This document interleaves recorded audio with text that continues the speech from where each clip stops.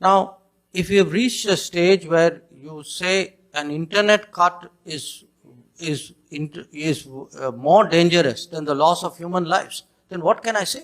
वंदे भारत आप देख रहे हैं भारत तक, आपके साथ मैं हूं सांची त्यागी। भारत के विदेश मंत्री डॉक्टर एस जयशंकर ने जिस तरीके से भारत का पक्ष रखते हुए अमेरिका में एक से बढ़कर एक जवाब दिए, उसने भारत की छवि को और ज्यादा मजबूत कर दिया है। अब कई तरीके के सवाल इस दौरान उनके दौरे को लेकर पूछे गए, जिसमें कश्मीर से लेकर पाकिस्तान के अलावा अमेरिका, रूस समेत कई विषय शामिल थे। अब इन सब में एक सवाल के जवाब में विदेश मंत्री डॉक्टर एस जयशंकर ने पश्चिमी मीडिया को घेर दिया और कहा कि हमें ये पहले से पता होता है कुछ मीडिया हाउसेस को लेकर कि वो आज भारत के संदर्भ में क्या खबर छापने वाले।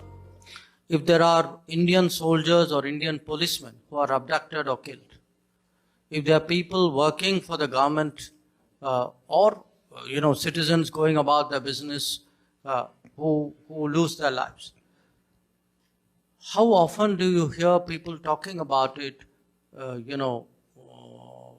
pronouncing on it? In fact, look at the media coverage. What does the media cover? What does the media not cover? And that is how actually opinions and perceptions are shaped. विदेश मंत्री doctor S Jaishankar ने भारत विरोधी सोच और विचारधारा रखने वालों को लेकर स्पष्ट तौर पर कहा कि ये वो लोग हैं जो भारत को लेकर पहले से एक राय बनाए हुए हैं और अपनी बात को सही साबित करने के लिए वो इसे और बढ़ावा देने की कोशिश करते हैं। खैर, इन सब के बीच में विदेश मंत्री डॉक्टर एस जयशंकर ने कश्मीर को लेकर के भी भारत का पक्ष रखा।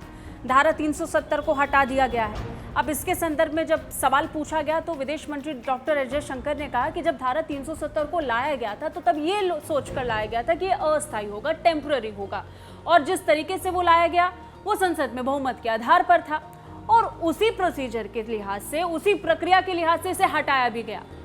तो ये गलत कैसे हुआ? What was a temporary provision of the Constitution was finally put to rest. This was supposed to be act of majority. No, wait. This was supposed to be majoritarian.